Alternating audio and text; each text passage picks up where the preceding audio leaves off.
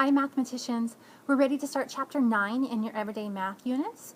This whole chapter focuses on formulas, graphs, and putting variables into equations, and that'll all come to play in each lesson that we do. We're going to start with 9.1 today.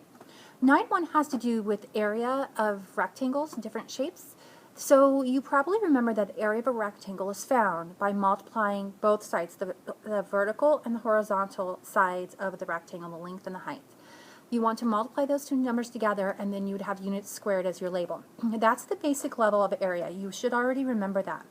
Today we're going to be taking a rectangle and dividing it into two chunks, two parts, and that is usually shown with a dotted line. So this is the original rectangle, and then they divided it into two parts in a lot of the problems you'll be working on today.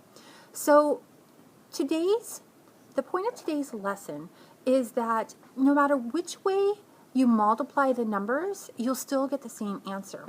So we have 5 for the height of this rectangle, and the length of it is 10 total, but it's divided into two parts. One part is 3 and one part is 7 units. So you can multiply it two different ways. You can do 5 times 3 in parentheses and add that to 5 times 7, and you end up with the same answer as you would get if you did 3 plus 7 is 10, and 10 times 5 is 50. Either way, you get 50 as your answer.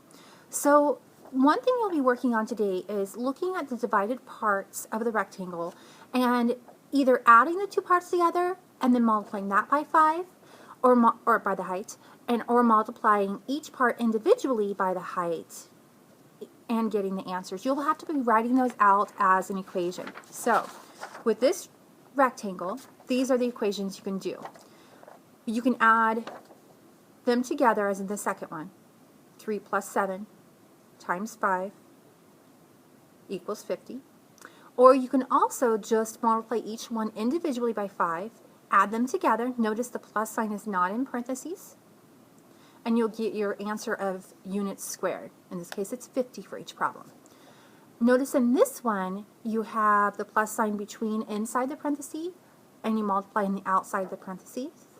And this is another method. You won't see this in your everyday math book today, but I want you to remember anytime a numeral is squished up against a parentheses, it also means multiply. So this is another correct method of writing this kind of formula. All three of these will yield you the same answer of 50 units squared.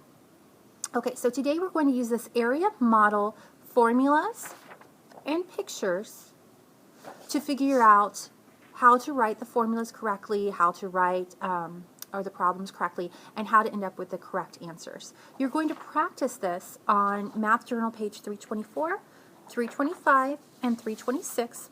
Actually, 326 is some problems that I want you to do those in any method they review. You can do them in any method that you'd like to.